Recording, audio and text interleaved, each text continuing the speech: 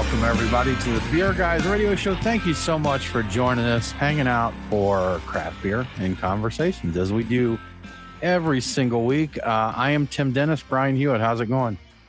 It's going.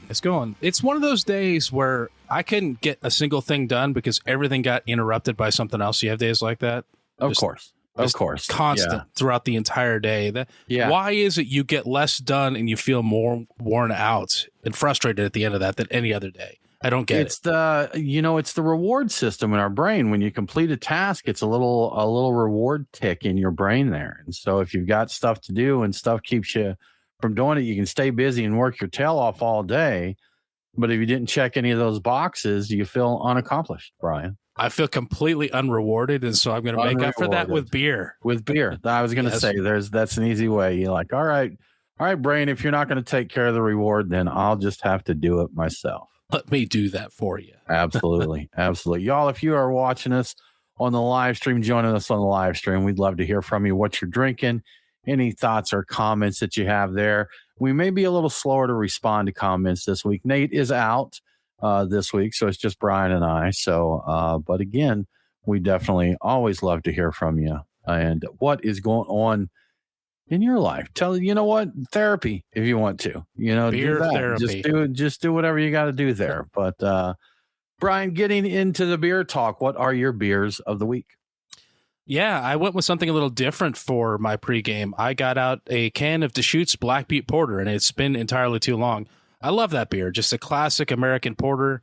I forget when they even started up, 80s or whatever. Love that beer. I was trying to do the math, and it's scary how many years I've been drinking that beer, like not consistently, but how long it's been. So right, it's really good. I enjoyed the heck out of it. Great beer. Forget to get it, but I'm glad I had some.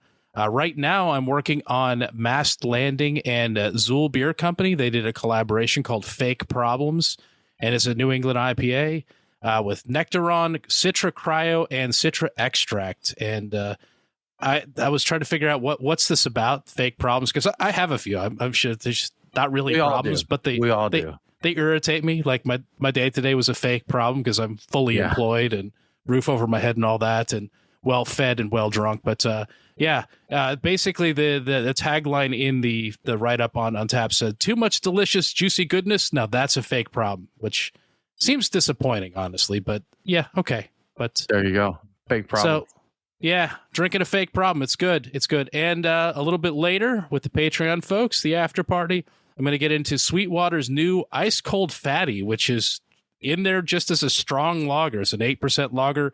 I have had one of these before, and it tastes strong. Sometimes a beer will hide the strength. Now this one tastes like it's 8% or more. So okay, big old lager there, huh? Just a big old lager. Yeah.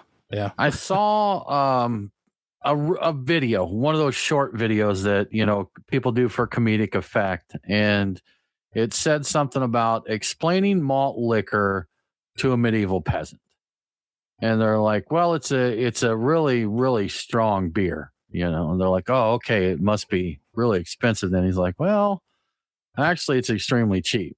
He's like, oh, okay. He's like, I'm sure it comes in really small containers then, right? They're like, well, actually, it's in a container 3 times as big as a normal beer. He's like, oh, okay. He's like, well, I imagine they serve this at every pub and tavern in the land. He's like, literally no bars carry it. You have to go to a gas station to get it. This sounds like a gas station. This sounds like the walk hard version of beer. Didn't they have the whole line with weed, and that's weed. doing that instead of this. You don't want none of this, do we? It's not addictive. It's the cheapest drug around. So yeah, that's exactly what I thought of when I saw that. So good stuff, man. Good stuff. Brian, have you tried any new boilermakers in the last week? I did. Actually, I did. And I thought about including it, but I didn't, just because it's seasonally not in the right. I found some old nice Chouffe bottles that I forgot I had. Okay. I was like, sweet. I'm like, you know what? Let me do a little. Let me hit up AI and I get it. I've got a recommended engine that just comes up with ideas of things for me to try. And sometimes they're good. Most of the times they're horrible. And this one recommended nice Chouffe and Amaro Averna, which I have because I went through a whole Amaro phase, and I still enjoy a good Amaro. And those things together are amazing. And so the herbal qualities play off of like the very spice notes in the nice Chouffe, and together they're unbelievably good. Like this is really surprising how good this is. So I'm calling that the naughty Chouffe, and I'm holding on to a bottle, and I'm planning on trotting that out in July for Christmas in July. So the naughty Chouffe is my recommendation. So if you have any nice Chouffe left over, go get you some Amaro Averna and try it. Sip them side by side. They go together so well. It's fantastic. And some other Amaro may do as well, but that particular one was spectacular with it. So yeah, a little bit of a dabbling with that. Okay. I remember your Amaro phase. I haven't heard you mention it in a while. There for a minute, you were pretty enamored with Amaro. Yeah, I was very interested. It's just the concept is that they're very interesting. They tend to be a little bitter, a lot of herbal character. I always kind of like chartreuse and things like that. And this is just taking it up to another level of geekiness. So they're great for attempting, some interesting boilermaker combinations because they have a lot of different botanicals in them that can really do some amazing things with beer when paired together. And they're great in cocktails. Obviously, most people use it for that. I know that Underberg, which is, I think, considered an Amaro, people drink it as a digestive. Right. There are craft beer bars around I've been to where they recommend having one of those with, I want to say it's Central Coast. What's they do like a Red Seal. They have a Pilsner. So the Pilsner and the Underberg together basically was something they recommended, and all the locals did it. I drank it. It's like, this is really good together. It's very interesting. They're not very much not a sum of its parts. A whole new thing is made, which is what I look for at a Boilermaker. I want something that's better than the two just by themselves. So that's interesting. Yeah. If y'all got some ideas for Boilermakers that Brian hasn't tried, let him know. He's quite the fanboy there. I don't have a lot of Boilermakers, Brian. It's been a long time. I'll just mess with a Boilermaker. They're kind of fun. They can be a little dangerous. What I instead of doing the full shot, a lot of times I'll get a shot glass and put just a tiniest little pour in it and try a little side by side, because I'm not going to do shots for all these. Some of these are terrible. I did do was it the Chicago handshake, which is old style, and Malort? I was going to say, it's got to be Malort, right? Yeah, I mean, that's not great. And I felt it. My stomach felt it for a day or two later. So I'm like, all right, I've done that. I don't need to do that again. But the box has been checked. Yeah. Done. The Lone Star in a Boilermaker. I haven't tried that. I'll have to give that one a shot. Lone Star beer? Texas, yeah. The Texas beer there. Yeah, good stuff. Well, Brian, moving right along to our news and stories and that. Kind of a big one this week, Stone Brewing. For those that aren't aware, they were purchased some time ago by Sapporo. Brian, we have been displeased with the way Sapporo handled Stone. Brian has boycotted Sapporo or anything that they have anything to do with. But Sapporo has sold Stone Brewing to Firestone Walker and Duvel, USA. And we got some details on what's going on there. Yeah, so they've officially bought the brand from Sapporo USA, and the deal unites the two, California's two largest legacy craft breweries.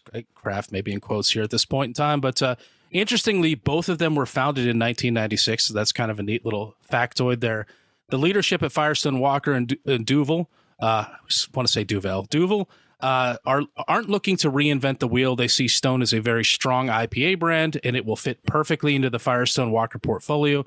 And they plan to keep, Stone's like distinct voice and persona going forward for the beer. So, though I kind of wonder if anybody would mind if they undid any of the little changes Sapporo made while they owned them, because those wouldn't in keeping with the actual Stone theme for the most part.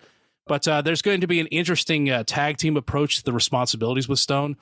Firestone Walker will handle the Stone brand in the western states and Texas, and Duvel will take the reign for everything east of the Rockies. That's not Texas anyway. Now that Firestone Walker has both Stone and Trumer Pils, they will basically become the king of the beer fridge in a large part of California. That's like a lot of the beer that's consumed in California. The acquisition pushes Duvel USA's total production to nearly 900,000 barrels a year, making them the fourth largest craft brewery in the country. That means they have just leapfrogged Tilray brands, which is pretty impressive accomplishment there. Yeah. Over time, Stone's beer production will transition to the Firestone Walker production facility in California, and Duvel's USA-owned Boulevard Brewing in Kansas City will handle the East Coast portion of it. Sapporo leases the current Stone Brewing facility in Escondido in California, and they are in talks with third parties to take over the space. So the plan is to end Stone beer production at that location by the end of 2026. So there's going to be some sort of a transitional period where it's still made at that facility, even though it's owned by Firestone Walker and Duvel. Under Sapporo's 4 years of ownership, the Stone brand had shifted away from special releases and your large format bottles, and the beers the enthusiasts really enjoy, like the Enjoy by IPAs that were coming out quarterly or periodically or on special occasions. They were focusing on the high volume sellers. That's what they were interested in, making some money. And they also pulled Stone beer out of all 50 of its export markets back in 2025. There's no word at the moment if any of those markets will be reopened by the ownership, and there's no telling what might return from Stone's portfolio, if anything, under the new ownership. But yeah, they're taking it over and they're going to maintain it. So that's what's going to happen.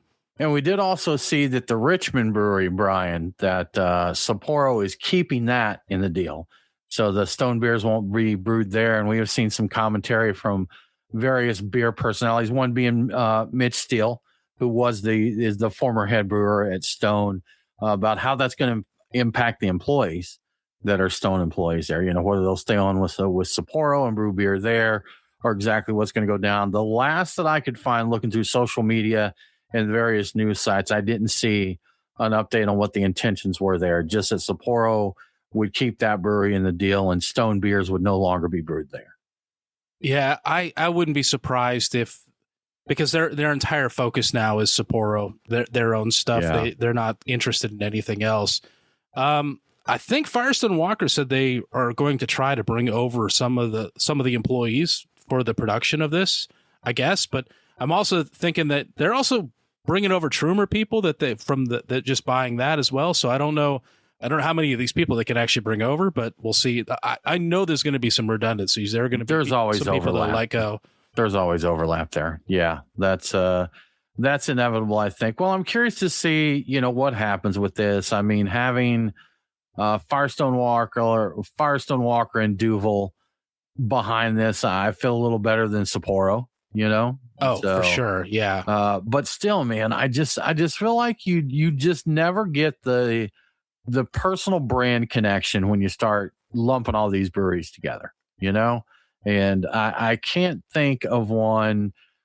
A lot of times corporate mergers are good for the corporation, but not for the individuals that merged, And so it's something that I actually have no idea right now what the sales stats are for Wicked Weed, but I know they went nationwide, and all that after they were purchased by AB InBev. So, maybe they lost a lot of the craft beer crazies that were fans of them.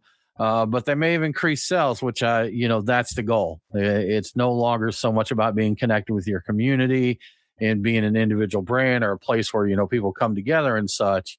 It's just about making that balance sheet look good.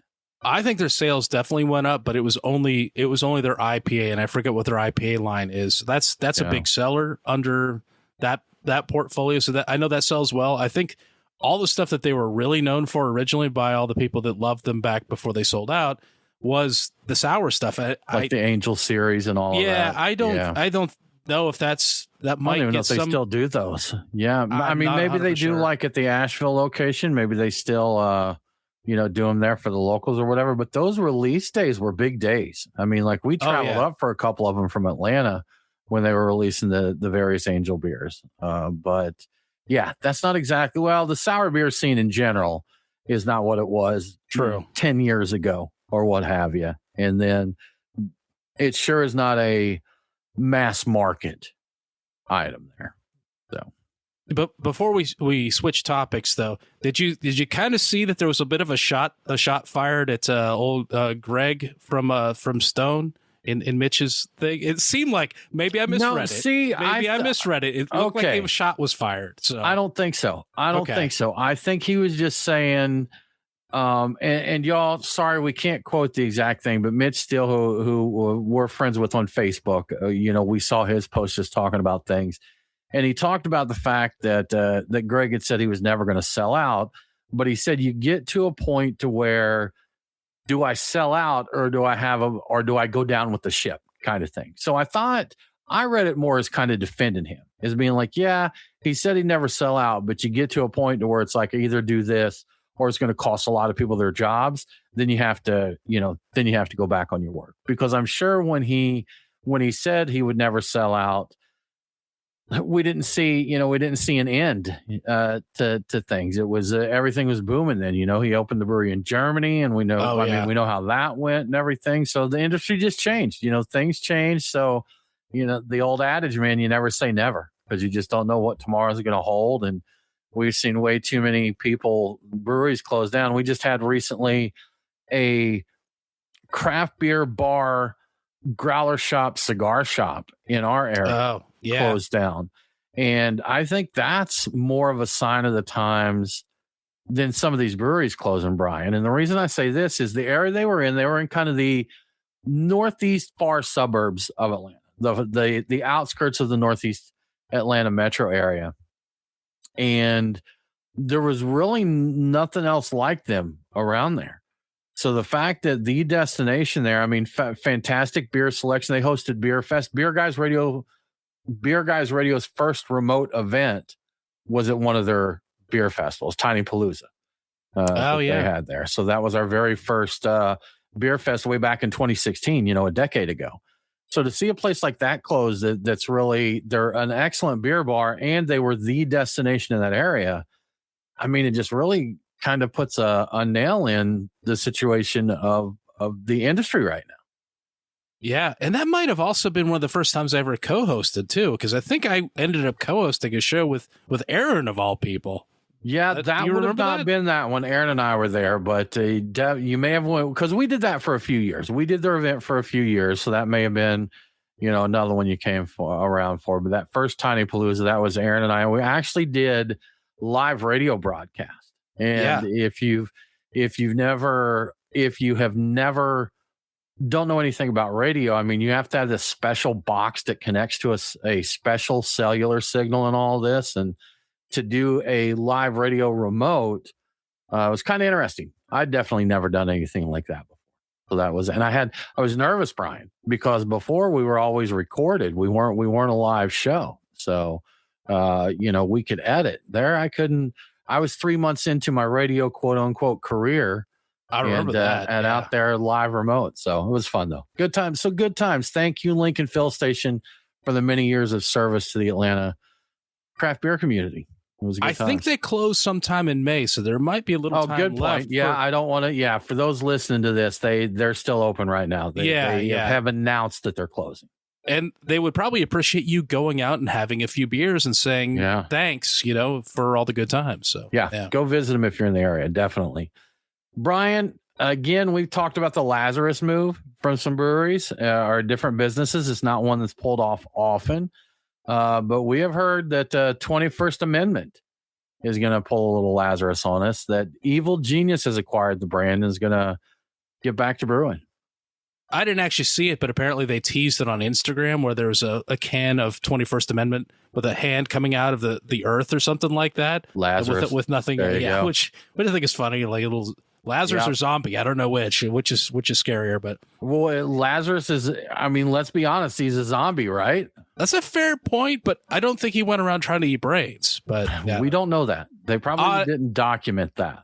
So. True. We can't prove that he didn't eat brains. Perhaps they were pre-prepared for it. The ancient text did not speak of this. So anyway, yes, good news for fans of 21st Amendment. It's coming back. After closing down last year, the legendary 21st Amendment Brewery is being resurrected by Philadelphia's Evil Genius Beer Company. And like we've been hearing with a lot of these buyouts recently, Evil Genius doesn't plan on messing with the classics. They're going to keep things the way they are. They're bringing back the core lineup, including Hell or High Watermelon, Brew Free or Die IPA, Brew Free or Die Blood Orange IPA, and Amendment Lager. I'm not sure if I've had Amendment Lager before, but and without any planned alteration to the brand or the recipes or anything else at all. And the plan is you'll start seeing these beers again sometime this summer as early as June, and it will be like nothing ever happens. There's your 21st Amendment again. The team at Evil Genius wants to make it clear that this isn't a big beer style takeover. They're not Sapporo. They don't plan to rebrand it and slowly run it into the ground and then discard it like so much rubbish. No.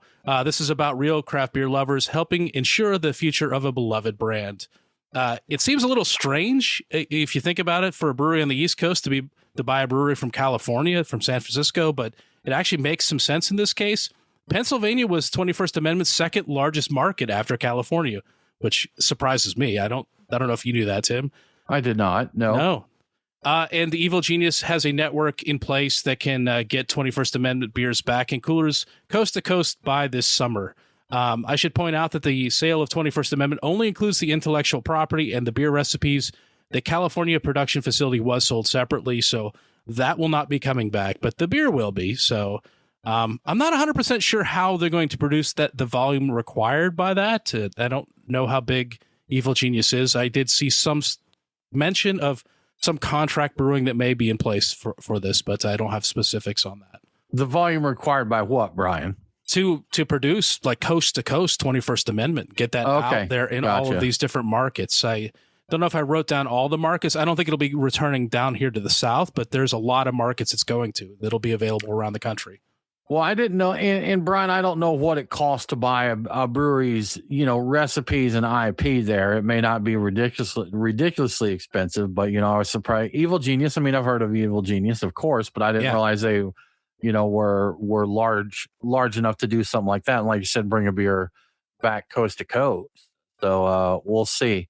I wonder if we will see 8-ounce lower to booms again, Brian. Oh, that would be great, right? That was What was the Christmas one? Fireside Chat? Was that so? That was theirs too. Yeah, Lower to Boom, Fireside Chat.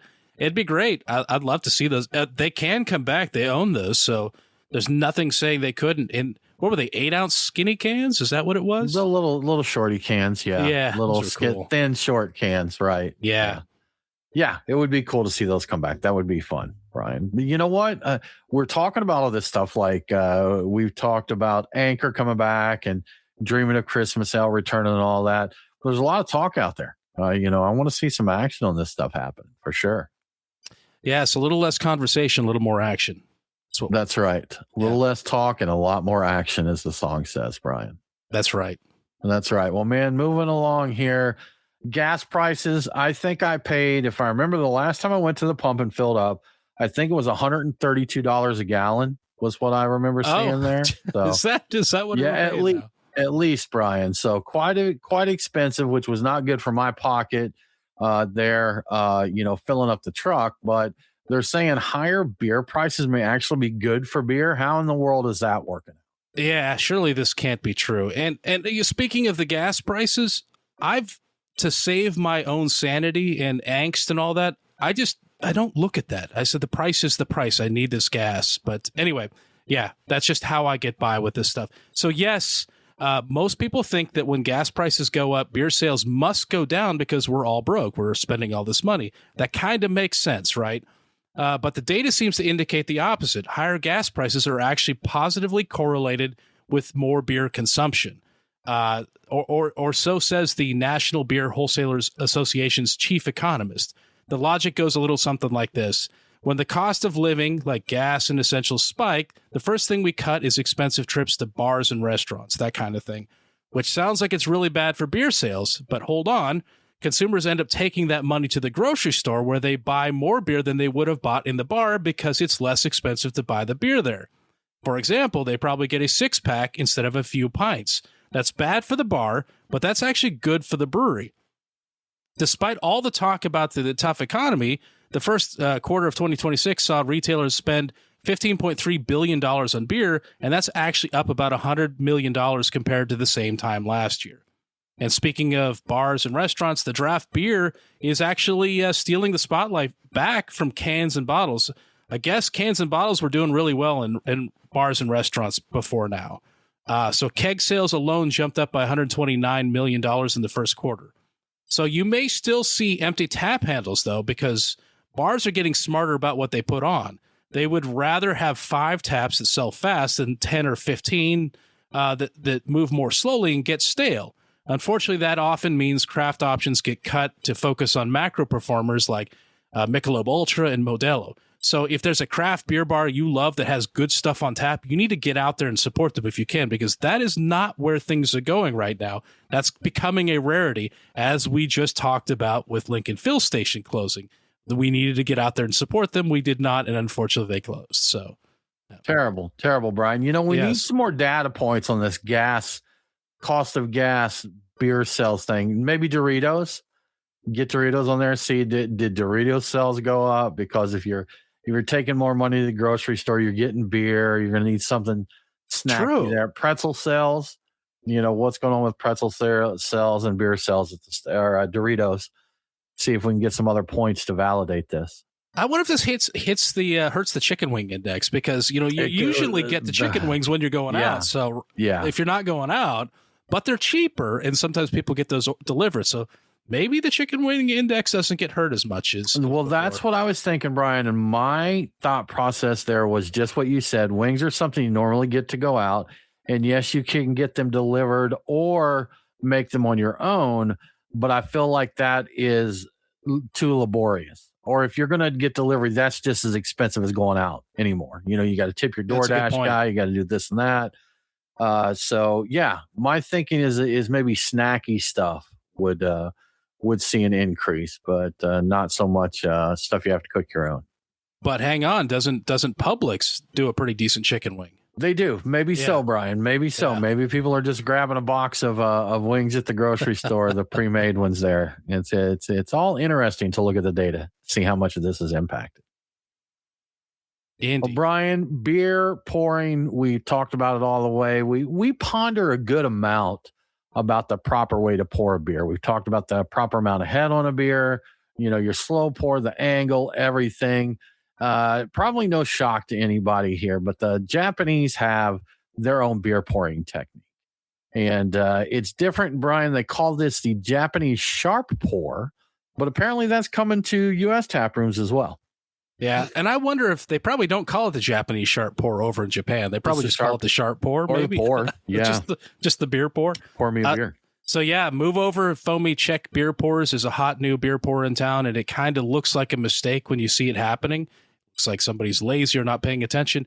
But according to the website Punch Drink, the Japanese sharp pour is sweeping the nation. And I say it's new, or they say it's new, but it's really only new here. Apparently, Asahi popularized this back in Japan in the 1990s, and that's kind of how I think a lot of places serve their Asahi over in Japan, apparently.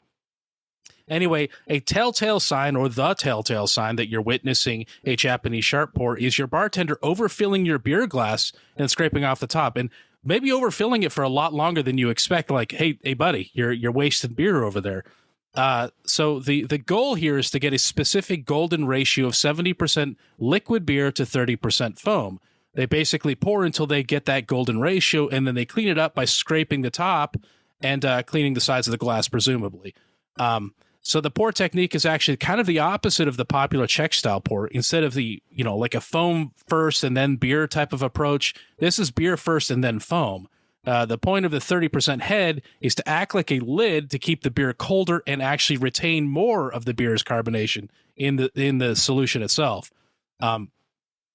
Czech style pours are generally more about releasing more of the carbonation, so you effervescent, you smell it, and there's less focus on the beer being cold. In fact, a lot of times they're a little on the warmer side, comparatively speaking. Speaking of keeping the beer cold, apparently some bars even keep the glassware in trays filled with ice water to prevent the beer from foaming up too early, and also to just keep the drink and the glassware cold, which kind of reminds you a little bit of the frozen pint days of yesteryear, where the sign that you were in no great places, they pulled the shaker pint out of the freezer. Anyway, this kind of feels like the beer foam pendulum is swinging back from the really frothy heads back to more of I don't know, something that's kind of a throwback to me a little bit, but it's not quite the same thing. What do you think of this, Tim? I'm indifferent to it, Brian, to be quite honest with you. I've seen there are some pretty interesting videos on YouTube about, Japanese beer culture. They take it very serious there, just like some of us do. And I've seen the bartenders and, fill their beers, put them down, take the little flat knife and scrape the tops of them and that. So I don't know. I have yet to see a bar that's doing them that way in my goings around. So maybe they're at the bars that I'm not at. That's quite possible. But, as far as taking over American bars, I'm not sure about that. But I am for trying anything when it comes to beer, see what the best pour is. My favorite one is probably the side pull, where you get that creamy head it's almost like a custard on top of there. Like when you get a latte with a real heavy foam, you can shake that and it jiggles like it's gelatin or something, the beer foam on that. And I love those. A thick, hard head that stays the whole time you're drinking the pint. That's good, man. I like the way that performs. But I'd try this Japanese sharp pour, or just sharp pour, as it were, Brian. I think I've seen it when they started talking about it overflowing and then scraping the top. I'm not sure about the scraping the top. I think I've seen that. I've definitely seen people overflowing the beer, and I think it was a little bit because like the beer was overcarbonated. They were trying to let some of that off, which is kind of the same thing. But it made me wonder if they really were aware of this style of pouring and were actually doing that, and I had no idea. Again, this is something that technically has been around since the 90s. We just didn't really do it here. So if you see it happening, you have to ask yourself, is this a terrible bartender or a great and trendy bartender? It could be either one. Yes. Yeah, and that's the thing. I always saw that. I'm like, does that guy realize he's just dumping a lot of beer down the drain for no apparent reason? I'm like, all right, well, maybe just making sure that I get the freshest beer out of the line. Maybe the early stuff is, I don't know. I don't know what I thought of it, but the article did mention something about the possibility of using the Lucre type taps, the side pull taps to do this. And I think instead of with the Czech, they might have done foam first and then poured the beer under this. This would be trying to avoid arousing almost any of the carbonation first and then using that to just put foam directly on top of it at the end. So in the solution, it's going to be a very gassy fella. But that doesn't sound good, Brian. If that is the way that's done, that does not sound appealing to me, to keep all that carbonation in it that's going to just come alive in my stomach and make me feel bloated. I think the target is like the super crisp, like the Asahis, I don't care. The lagers. I don't care. They want the sharpness, they want the crispness, and they seem to think that delivers.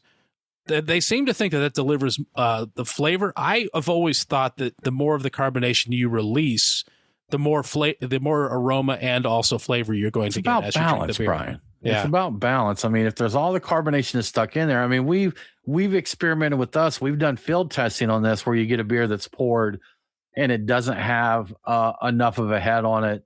You can take a drinking straw and shake it in the beer, and first thing it's going to do is foam up. But second thing, the taste is always a lot brighter. It's just so much better. So that's kind of I don't know. You know what? If anybody out there listening to this has tried this Japanese sharp pour, let us know how it performs, because I'm conflicted on what I'm hearing and what it should present and what the purpose of it is there. So I'm curious to know about those from those who have experienced it. Let's see what's going on there. I must know. Yeah. I must find out. Find out. Well, Brian, before we move on, how about we give a shout out to our good friends at Truck and Tap? Great idea. So we may be in for some interesting weather this weekend, a lovely mix of sun and thunderstorms. And that sounds like a great name for a beer. It probably already is one. Of course, I'm no meteorologist, and those guys get it wrong half the time anyway. And by the time you hear this, who knows how it's been changed? This changes hourly. So when you're facing unpredictable weather like this and you're in the mood for a beer, what do? Do you stay home? No, of course not. You head to Truck and Tap. If the weather turns out to be nice and sunny, you grab a spot in the patio. If it's all nasty and stormy, you grab a spot inside, maybe at the bar even, and pick the beer that best suits your feelings about whatever the weather is. Are you looking for some ideas? Of course you are. So let's get into my Truck and Tap beer picks for the week. At Truck and Tap Woodstock, I'm going with Bright Minds from Six Bridges. Bright Minds is a fruited wheat beer, not a Berliner, and it's made with guava and watermelon. So the combination sounds intriguing, and it makes me think about their Guava Sour Continuum, which is a great beer. Love that beer. It's great guava flavor, in fact. So I'm really interested to see what they did here. I expect good things. At the Duluth location, I'm getting an other half beer, but it isn't an IPA or stout or anything else they're known for. It's called Crickets, and it's a Pilsner that is hopped to perfection with New Zealand's Wyeti hops. I think I'm saying that right. They say this beer is a perfect balance between old world malts and new world hops. So I did look up the hops, and Wyeti hops are known for low alpha acids and high oil content, delivering intense notes of fresh lime, mandarin, and stone fruit like peach and apricot. So I'm on board with that. I'm going to get some of that. At Truck and Napa Alpharetta, my pick is Yard Vibes from Edmunds Oast. Definitely a good call if the weather turns out to be nice when you stop by. This German-style Kolsch is said to have a lot of fruity apple and citrus character. They say it's reminiscent of and this is a quote, doughy apple streusel and lemon meringue. And I'm not going to say I don't believe them, but I feel like I got to try this to be sure that they're right on that. So, and finally, at the Lawrenceville location, I'm going with Pipeworks Ninja versus Unicorn IPA. This beer's name seems like it's in sync with the weather forecast for this weekend. The funny name aside, this is a hazy New England IPA that isn't messing around. Pipeworks hammered it with over 5 pounds of hops per barrel, and it clocks in at 8% ABV. So this one will get you going. And there you have my beer picks for the week. Get out there and have a beer or two. As always, if you'd like to see the full tap list before stopping by, take a look at truckandtap.com. The taps do change quickly. You never know which new beer might go on and which of these might disappear. And if you like to see what the food trucks are serving and what events are happening, trivia, karaoke, live music, festivals, taco bar crawls, which I think are coming up, you can find that at truckandtap.com. Everything you need to know can be found at truckandtap.com. So check that out. And thank you to Truck and Tap for your support. Thank you, Truck and Tap. We appreciate you very much. Brian, we've got some beer adjacent news here. And this may be another thing we check the index on to see how it's performing in relation to gas prices. But Brian, is 2026 the year of the macro pickle? The macro pickle. Yeah. Well, this is a follow-up on a couple of stories we had last week. So firstly, related, I hope all of you Apple fans were able to get your Busch Light apple this week. It did drop on 420, April 20th, which I think is funny. But also we talked about Pabst and the pickle beer last week with Grillo's. Pabst isn't the only big beer company coming out with a pickle beer soon. Sometime in the future, after Apple excitement fades, there will be a Busch Light pickle. As you would expect, this is going to be a light lager with a tangy, briny twist. According to the pictures of the labels that are popping up online, it will be available in 12-ounce cans. Sadly, no stovepipes. And it will be in line with Busch Light in terms of ABV. It'll be about 4.1% ABV. And it will, of course, be a limited edition. And on the topic of limited edition Busch Light beers and other things like that, fans will also be interested in knowing that there are plans for an orange Busch Light and a lemon Busch Light, those variants as well. So no word yet on when we'll see any of these Busch Lights, particularly the pickle, but I'm sure we'll hear about it. And I'm kind of wondering if the people that go crazy over the apple will go crazy over the pickle, or if this is something that sounds good to them is going to fall flat on its face. I have no idea if people really are into this right now. I don't know why apple people would be pickle people necessarily. I wouldn't see a correlation there, Brian. But, maybe it's just flavored beer people. I don't know. But I feel like this is something that, like we talked about last week, craft brewers did this a while ago, So I guess macro picking up. Do we have any other macro brewers talking about pickling up here? I've been looking and I haven't seen it. I know that there are craft breweries that have done it and also will re-release the various pickle beers. I haven't seen it. I'm actually surprised to see both Pabst and Busch Light getting in on this. I wonder if we'll see more. I don't know who on earth would do it though. I mean, yeah, who knows? Maybe the time has come for mass market pickle beers, Brian. I guess Coors Light pickle. So out of those flavors, Brian, we got the apple, the pickle, the orange, and the lemon. Which one excites you the most? Oh, I'm definitely going to have the Busch Light pickle if I find it. Yeah. The other ones I don't. That's fine. I think I'm really only interested in Bapple because it's got such a weird cult following.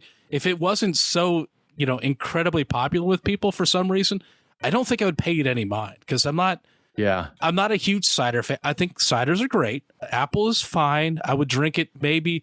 Like having had it, I don't think I would order it again. But the weirdness around the energy around it, the following, the crazy things people have done to acquire it when it's no longer available, that's what's intriguing to me. That's why I'm into it. I love pickles. I mean, pickles to me, that's a no-brainer. If this tastes like a good pickle beer, I would drink it. Yeah, I would absolutely pick this up. I might even buy it more than once. Is it something you truly drink, Brian? Like, would you see yourself sitting around on a Friday night? Like, okay, pickle beer. I'm not anti-pickle beer, but I drink one or half of one. I'm like, okay, that was it. I don't see myself sitting down and like having a cooler full of pickle beers and going through them. Well, do you ever take a hit off the pickle brine out of your pickle jar? I know you do, but I do that once, like every 4 months, and it's one hit of brine, and I'm good. So that's why I say, I wouldn't sit down and crush a sixer of pickle beers. But that's high ABV brine. That's like the distilled brine. We're talking about a much watered down. I don't know if I see myself. You got your boilermaker, Brian. You got a Busch Light pickle and some actual pickle brine. Or I could just try pickle brine in a regular Busch Light and see what I think of it. There you go. That's actually that would probably tell you a lot of what it would taste like. Or get you there. I don't know if I would sit and drink a 6-pack of it. I could see drinking one. I don't know that my enjoyment of pickle would extend beyond the single beer, though. I feel like that's something that would be satiated quickly. I could see eating an entire jar of pickles and drinking beer with it. Like that. Yeah. That sounds reasonable to me. I just wouldn't want to drink. I wouldn't want to drink it all or consume all of that in liquid form. But not pouring a bottle of Irish whiskey into a jar of pickles. Literally, no one has ever been crazy enough to do that, Brian. That's never happened before. Literally never happened there. No, not at all.